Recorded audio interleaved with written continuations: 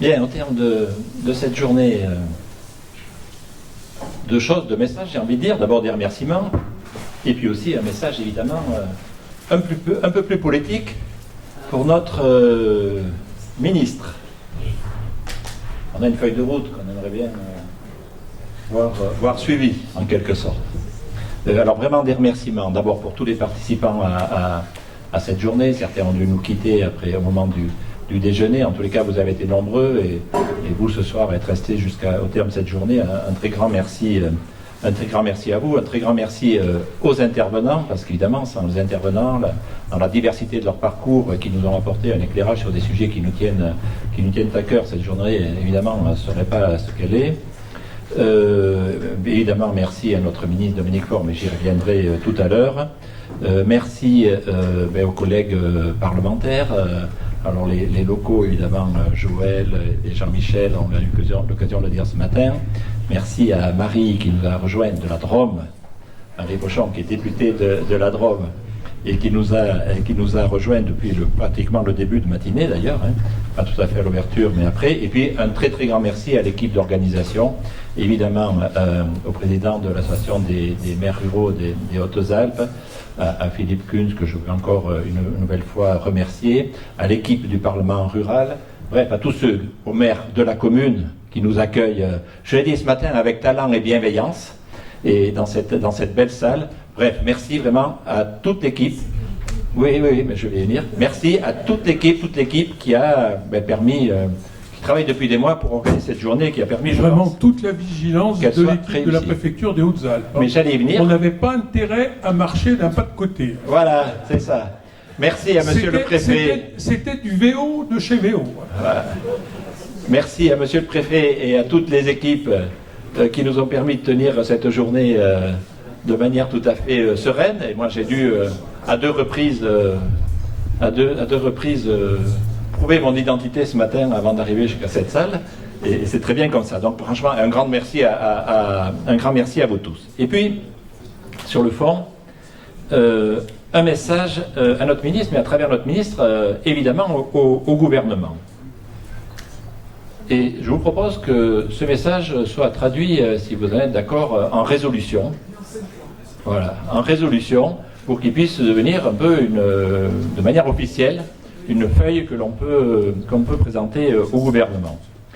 Nous attendons du gouvernement, Madame la Ministre, un projet pour la ruralité, ça ne vous étonnera pas, mais nous attendons un projet pour la ruralité qui soit ambitieux, et ça rejoint tous les débats qu'on a entendus aujourd'hui, qui soit ambitieux, qui soit volontariste, qui apporte des garanties aux ruraux, un projet qui soit construit autour d'une vision qui ouvre des perspectives aux jeunes générations qui souhaitent faire leur vie à la campagne, qui apporte des garanties en termes de services notamment, je vais y revenir, mais globalement, qui apporte des garanties à tous les jeunes, ils sont nombreux aujourd'hui, qui veulent rester dans l'espace rural ou qui veulent quitter l'urbain pour venir faire leur vie à la campagne. Ils ont besoin de savoir où ils vont et comment ça va se passer demain dans les territoires qu'ils auraient envie d'habiter. Et, quelqu'un l'a dit tout à l'heure, aujourd'hui, grâce au numérique, on a la chance, dans beaucoup de métiers, on peut décider de travailler là où on a envie de vivre.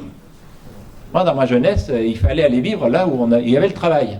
Aujourd'hui, pour beaucoup de métiers, c'est inversé. On peut décider de travailler là où on a envie de vivre. Ça change complètement la donne et évidemment, ça ouvre un champ illimité pour nos campagnes. Nous avons abordé deux sujets, celui de l'eau et celui des aménités. Je ne reviens pas sur les définitions, évidemment, mais deux sujets qui montrent le rôle indispensable que joue la ruralité face aux enjeux du siècle, mais nous aurions pu en choisir bien d'autres. Parce qu'en fait, quand on regarde bien, sur tous les enjeux, tous les défis qu'on a à relever, on a évoqué, il y a tous les défis globaux de l'environnement, on a évoqué l'énergie renouvelable, on a évoqué la préservation de la biodiversité, la lutte contre le réchauffement climatique, la lutte contre les pollutions souvent générées, ça a été évoqué aussi par la concentration urbaine, les questions de souveraineté alimentaire, les cohésions de cohésion sociale, on les oublie souvent, mais elles sont un enjeu de ces sujets-là. Sur tous ces sujets, nous avons besoin de l'espace rural, et je rejoins ce qui a été dit. Ce n'est pas de l'espace rural en tant qu'espace rural, c'est surtout, on a besoin d'espace rural vivant, habité, parce qu'au bout du compte, on a besoin de l'action de l'homme dans ces territoires. L'eau, la forêt, j'y reviens pas, tous ces sujets, l'activité agricole, les questions d'incendie aussi, l'entretien des paysages, eh ben ça évite, c'est une façon de lutter contre les incendies. Quelqu'un a évoqué ça ce matin, j'ai trouvé ça très intéressant. Donc, sur tous ces sujets, on a besoin de l'espace rural. Et je pense, vraiment, je vous l'ai dit ce matin, je suis resté maire très longtemps d'un petit village de 300 habitants, où à certains moments de mes fonctions, de ce parcours, je me suis dit, mais on n'y arrivera pas, c'est foutu, quoi. Hein. Pourtant, je suis d'un naturel optimiste. Aujourd'hui, je suis absolument convaincu que la place, que le poids de la ruralité dans la société française va se renforcer. C'est inévitable. Les choses changent. La période des 30-40 dernières années, à partir des années 70, on l'appelait de la métropolisation, de la concentration urbaine, de tout est mieux en ville, et les choses peuvent se passer qu'en ville, l'innovation ne peut être qu'en milieu urbain, vous l'avez cité, l'emploi est en milieu urbain, qui était associé aussi à une société de consommation, où on prélevait les ressources naturelles sans compter, où on polluait sans précaution, où on émettait des gaz à effet de serre sans se préoccuper des incidences que ça pourrait avoir, où on concentrait le maximum de population dans le minimum de surface. Je pense franchement que ce temps-là, il est derrière nous. Je le pense vraiment. Et nous vivons une évolution sociétale. Les attentes et les besoins de la population changent, ça a été dit. Le sol migratoire de l'Île-de-France est négatif aujourd'hui. C'est un révélateur. C'est un révélateur. Les exigences environnementales sont là, les exigences de cohésion sociale sont là. La prise de conscience que le modèle de société que l'on a développé pendant 30-40 ans et qui s'accompagnait d'une mondialisation et d'un libéralisme sans régulation et d'une concentration urbaine, ce modèle-là, je pense que à peu près tout le monde aujourd'hui, les habitants comme les dirigeants, ont conscience que ce modèle-là nous amène dans le mur et donc n'est plus une option aujourd'hui. Voilà le fond de ma conviction. Et donc oui, je pense que la place de la ruralité dans la société française va inéluctablement se renforcer. C'est une évolution, c'est un mouvement qui est en marche et que rien ne l'arrête là. Car, bien évidemment, encore une fois, elle joue un rôle essentiel sur toutes ces questions fondamentales. Et le rôle des décideurs, et en premier lieu du gouvernement, mais ça vaut pour tous les décideurs. Ce n'est pas d'observer cette évolution. C'est d'en être acteur. C'est d'anticiper. C'est de la faciliter. C'est de veiller à ce que cette transformation se fasse dans un environnement et avec un objectif de cohésion sociale et de manière harmonieuse. Je vous le dis vraiment comme je le pense. Le gouvernement, celui-là comme les autres, ne doit pas subir cette évolution inéluctable. Il doit en être le fer de lance. Il doit l'anticiper pour la réussir. Et c'est cela que nous attendons de vous aujourd'hui. Je sais que c'est un travail de longue haleine qui traverse les différents gouvernements, mais c'est cela que nous attendons, que l'on puisse engager de manière forte et dynamique. Nous attendons de vous, du gouvernement, et je sais que vous y travaillez depuis longtemps, donc c'est vraiment le moment de dire où on souhaite mettre le curseur, en quelque sorte. Un plan d'ampleur en faveur de la ruralité, avec un projet de loi qui démontre qu'une nouvelle politique d'aménagement du territoire est en route, que des garanties sont apportées aux ruraux et aux futurs ruraux. C'est ça que nous attendons. Et pour être concret sur des sujets que nous avons évoqués, nous attendons une reconnaissance, une valorisation, je veux dire, des aménités rurales. On se comprend bien. Qu'elles soient définies et inscrites dans le marbre de la loi. Le représentant des maires ruraux disait même l'espace devait être inscrit dans la Constitution. En tous les cas, pour les médias, ça c'est un peu plus compliqué, la Constitution à modifier. Mais en tous les cas, là, c'est entre vos mains. Il faut que la définition des aménités rurales, leur reconnaissance, le rôle qu'elles jouent dans la société, soit inscrit dans le marbre de la loi. Il faut qu'elles soient reconnues comme indispensables à notre société et justement rémunérées, et l'idée évoquée par Cécile est intéressante, rémunérées évidemment par l'argent public, là, on concerne directement le champ d'État, mais il y a aussi des mesures, des moyens à mettre en œuvre pour qu'elles soient rémunérées aussi par de l'activité privée, comme tu l'as cité tout à l'heure, notamment par ceux qui viennent dans nos territoires ruraux pour générer des profits qui sont quand même très intéressants. Il n'y a pas de raison que, là aussi, cet apport, en quelque sorte, que l'on fait, ne soit pas rémunéré, y compris par le secteur privé. Parce que ces aménités, eh bien, elles sont apportées par les territoires ruraux et par l'action de l'homme, évidemment, dans ces territoires. Et les acteurs ruraux ont démontré, c'est pas figé les aménités, vous l'avez très bien dit, ont démontré leur capacité à innover pour déployer encore davantage d'aménités en faveur du bien commun. La démonstration en est faite, et donc rémunérer les aménités rurales serait aussi donner aux collectivités les moyens de porter leurs projets de développement et de réussir à bâtir les territoires ruraux de demain. Un projet de loi, mais je ne peux pas ne pas parler de ça, Madame la Ministre, qui pérennise et renforce les zones de revitalisation rurale pour donner aux territoires, au secteur économique, aux artisans, aux commerçants, aux associations qui agissent au quotidien, je pense aux associations notamment d'aide à domicile, mais pas seulement, qui des fois sont au bord de la rupture, parce qu'en milieu rural peu dense, quand on va porter un repas ou faire 2 heures de ménage et qu'il faut faire 20 ou 30 km, eh bien ça coûte beaucoup plus cher pour un usager que quand on est en secteur très dense où on va desservir 50 usagers dans un rayon très proche, notamment avec le coût du carburant. Et puis aussi aux collectivités, les zones de revitalisation rurale, je le dis tel que c'était, qui étaient programmées pour disparaître.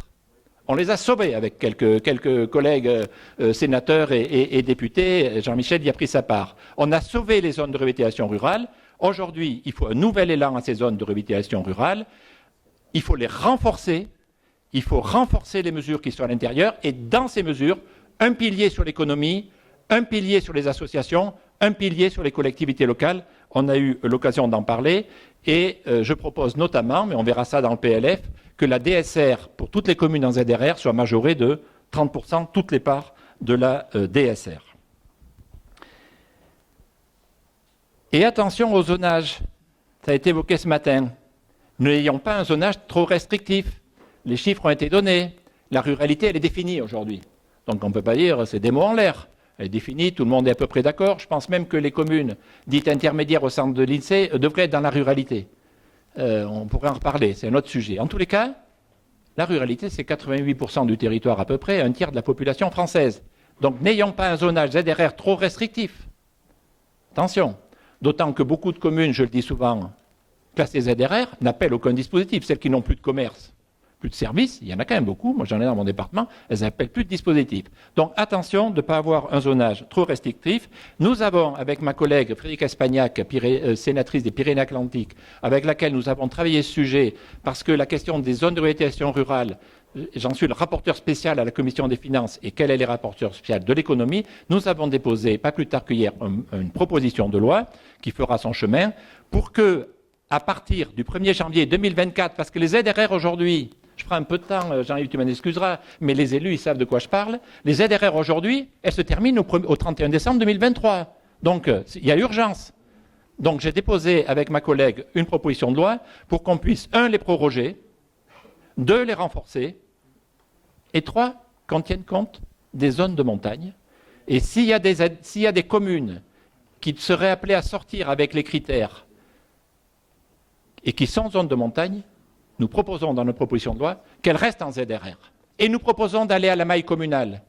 Parce qu'aujourd'hui, les ZRR, elles sont définies à la maille intercommunale. Et dans des intercommunalités très grandes, avec une très grande ville-centre. Eh bien, parfois, la ville-centre empêche, des fois 80 communes rurales, qui rempliraient les conditions d'en bénéficier. Vous avez aujourd'hui, je prends l'exemple, Arles, 110 hôtels. 110 hôtels. Arles, aujourd'hui, sont classés en ZRR. Et à l'inverse, vous avez, dans d'autres grandes intercommunalités, des petites communes rurales de 200 ou 300 habitants, où il reste un commerce et une agence postale communale, et bien sûr la mairie, qui, elle, n'en bénéficie pas. Donc, il faut revenir à la maille communale et trouver une cohérence territoriale. Nous défendrons ce projet, évidemment, jusqu'au bout. Et j'ai bien entendu la remarque du professeur Dumont sur les aires urbaines. On a la définition de la ruralité, mais à côté de ça, il y a des zonages qui arrivent, comme les aires urbaines, qui viennent masquer ou effacer une partie des territoires ruraux, alors qu'ils sont reconnus, ces communes sont reconnues comme communes rurales. Donc il faut qu'on fasse attention à ça. Nous attendons aussi de vous, c'est très important. J'attends un tout petit parce que je veux pas qu'elle loupe. Je veux pas qu'elle loupe. que soit desserré les taux des couches de réglementation accumulées depuis des décennies. Vous n'êtes pas responsable, accumulées depuis des décennies, souvent fondées sur des logiques théoriques, bureaucratiques et centralisatrices, parfois, à rebours de la réalité et du bon sens du terrain. Franchement, je le dis avec force et avec cœur, parce que je l'ai vécu en tant que maire de mon village. Combien de fois on se dit, mais pourquoi? Mais il n'y a pas de bon sens dans ce qu'on m'impose dans ma commune. Pourquoi on m'oblige ça ou pourquoi on m'interdit ça? Il n'y a pas de bon sens. Donc, on n'est pas dans le bon sens du terrain. Et souvent, cette accumulation de réglementations qui sont dénuées de bon sens, parce qu'elles sont trop théoriques et pas adaptées au terrain, souvent, elles sont source d'incompréhension, de révolte, et souvent, elles alimentent les votes populistes dans le milieu rural. Et on a pu le constater concrètement. Et à ce titre, j'en dis un mot parce que je ne peux pas ne pas en parler, vous avez évoqué la question du ZAN. Moi, ce que je pense, c'est qu'il faut garder un objectif fort de sobriété foncière. Et peut-être que le zéro artificialisation, à terme, parce que ce n'est pas pour demain, on peut l'imaginer comme objectif, on verra si c'est atteignable. En tous les cas, je pense qu'il faut un objectif de sobriété foncière forte. Mais son application doit être adaptée. Vous avez des secteurs où il y a beaucoup de friches, parce que des industrialisations, etc., il y a beaucoup de friches qu'ils peuvent réutiliser. Et puis vous avez des acteurs dans les territoires ruraux, ça n'est pas le cas. Moi, franchement, dans ma commune, 28 ans de maire, je n'ai pas consommé beaucoup de terre. Mais chaque fois que j'ai pu avoir une opportunité pour installer une famille, ou pour ouvrir un fournil de pain bio, ça m'est arrivé, ou pour installer quelqu'un, une petite activité dans une commune de 300 et quelques habitants, donc on n'a pas... J'ai consommé très peu de terre, mais chaque fois que j'ai eu une opportunité pour faire venir une famille ou installer une petite activité qui nous permet de garder nos services et qui nous a permis de garder notre école qui est toujours là aujourd'hui, eh bien j'ai pu le faire. Et donc moi franchement, si on m'avait dit mais non on t'interdit ça et que je vois ce qui se passe ailleurs, je me dirais mais attends non, je suis plus d'accord. Voilà. Et donc c'est ça qu'il faut qu'on arrive à prendre en compte, c'est très très important. Il faut que dans l'espace rural, on puisse continuer à construire modérément, mais on le fait depuis longtemps. Il faut qu'on puisse continuer à construire pour accueillir des familles, accueillir des activités, parce qu'on a besoin d'accueillir des habitants et de rééquilibrer les populations sur le territoire national si on veut désengorger la concentration urbaine. C'est un sujet très important et nous nous battrons jusqu'au bout pour modifier le texte actuel et pour que soit apporté, franchement, on se bat depuis un moment là-dessus au Sénat et on l'a voté, on se battra jusqu'au bout, Madame la Ministre, pour que soit respecté ce que l'on propose de garantie rurale, les SCOT, les PLUI, les trucs, les machins, le SRADET et tout ça, tous ces outils, malgré tout, on ne peut pas descendre dans chaque commune, même si elle est petite, il faut qu'il y ait une garantie rurale de au moins 1 hectare constructible. On n'est pas obligé de l'utiliser, mais on sait que si on a besoin, on l'utilise. Et ça, ce n'est pas du tout contraire à un objectif de sobriété foncière, simplement, c'est traiter la ruralité comme elle doit l'être, avec les enjeux du siècle et les besoins d'accueil de nouvelles populations. Et on n'est pas du tout d'accord pour que les grands projets de canal, de machin, des grandes infrastructures, des grandes régions industrialisées du Nord, etc., viennent impacter les possibilités de construire des territoires ruraux. Parce que ce que vous disiez pour la participation au Grand Paris des ruraux, on est en train de tenter de faire la même chose pour des grandes infrastructures où on dirait ces grandes infrastructures, elles n'impacteront pas la surface constructible de la région. Elles seront réparties sur tous les territoires. C'est-à-dire que notre propre commune rurale dans les Hautes-Alpes ou dans le Cantal, eh bien, il faudra qu'elle donne un peu de sa possibilité de construire pour faire ces grands équipements. Je sais que je suis trop long, mais franchement, bon, ça me tient à cœur. Et puis, ils savent de quoi je parle. Madame la Ministre, l'État doit investir dans les territoires ruraux. Et je vous le redis, investir. J'ai fait pareil pour le critère voirie. Longueur de voirie l'année dernière. Et on a gagné, hein. Ensemble on a gagné. Investir dans la ruralité est un investissement sur l'avenir. Il faut qu'au niveau national, mais ça vaut, c'est pas que le gouvernement, ça vaut aussi pour les parlementaires que l'on fréquente, qui sont des zones urbaines, ça vaut pour tout le monde. Investir dans l'espace rural aujourd'hui, c'est investir dans l'avenir. Et je pense que l'État ne peut pas rater ce rendez-vous. Il faut investir dans une offre de services structurée et performante, dans les domaines de la santé, de l'éducation, des mobilités, du logement, des infrastructures ferroviaires et numériques. Il faut sortir des ratios trop souvent mis en avant, on l'a dit, qui prennent seulement en compte le nombre d'habitants. Il faut introduire l'espace dans les ratios pour calculer les dotations et bien d'autres domaines. Il faut absolument introduire l'espace. Cécile et d'autres en ont parlé, c'est très important. Et il faut rééquilibrer les dotations en faveur des collectivités rurales parce qu'aujourd'hui, elles ne sont pas justes. Et encore une fois, il faut donner les moyens aux collectivités rurales de porter leurs projets. Nous attendons de vous un projet qui s'accompagne des moyens financiers nécessaires. Ça ne peut pas être 12 millions d'un côté et 40 milliards de l'autre. Je le redis, il faut les moyens. Et je pense que pour la dotation de biodiversité, j'ai dit qu'il fallait monter les marches 4 à 4. Pour cette année, on pourrait dire 2 à 2. Mais je pense qu'il faudrait qu'on ait dès 2024 100 millions pour la dotation biodiversité.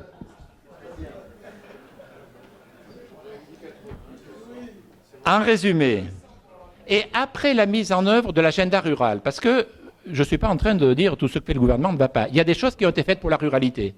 Beaucoup. Il y a eu l'agenda rural, il y en a eu d'autres. On parlait des emplois publics tout à l'heure. On le réclame depuis longtemps. Pour la première fois, la DGFiP est venue réinstaller des services entiers qui avant étaient à Paris, dans des villes moyennes, dans les territoires ruraux. Moi, dans mon petit département, Aurillac, 25 000 habitants, un service complet avec 45 emplois. Eh bien, ça prouve que c'est possible. Eh bien, il faut continuer.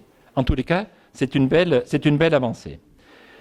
Donc, après ces avancées, nous attendons de vous, que soit rapidement dévoilé, si je peux me permettre, le plan France Ruralité que vous avez annoncé, qu'il soit soumis à un débat avec les élus pour qu'on puisse, j'espère, l'enrichir, qu'il fasse l'objet d'un projet de loi et qu'il soit engagé sans attendre dès 2024.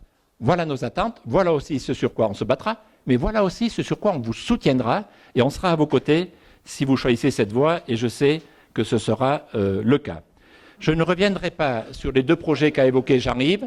L'Institut des hautes études du monde rural, on va le faire, et un prix Média Ruralité, parce qu'on a besoin aussi que la presse nous accompagne dans ces projets pour la ruralité, dans cette nouvelle route que l'on engage pour montrer que la ruralité, c'est la solution pour demain.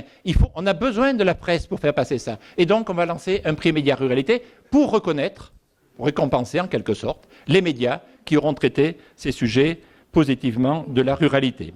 Et je vous remercie, Madame la Ministre, et je terminerai là-dessus, c'est promis. Mais je ne veux vraiment pas terminer sans vous remercier vraiment sincèrement pour votre engagement, pour la relation de travail continue qu'on a ensemble. On s'appelle très souvent, je sais que vous le faites aussi avec d'autres associations d'élus, on s'appelle très souvent. Quand on a un sujet, on vous appelle, vous êtes disponible. J'en profite pour remercier vos équipes, qui sont toujours disponibles aussi, avec lesquels on peut échanger. On s'appelle en direct, on s'envoie des SMS dans les deux sens aussi souvent que possible. Je veux vraiment vous remercier pour ce travail-là, pour l'attention que vous portez à la ruralité. Je sais que vous y portez de l'attention, vous n'avez pas tout à fait le parcours des élus ruraux de l'hyper-ruralité comme beaucoup d'entre nous, mais du coup c'est un sujet que vous avez pris à cœur et dans lequel vous êtes engagé, vous portez une attention forte. Votre souci permanent de concertation, d'explication, d'écoute et de concertation, et votre écoute et votre bienveillance, je veux le dire tel que c'est. Donc un grand merci à vous et à vos équipes. Merci pour votre participation aujourd'hui. Vraiment merci pour votre confiance. Le travail que nous menons ensemble en continue. Et maintenant, il faut qu'on passe à l'action, à la vitesse supérieure. Sachez que nous serons à vos côtés pour porter ce projet. Merci beaucoup.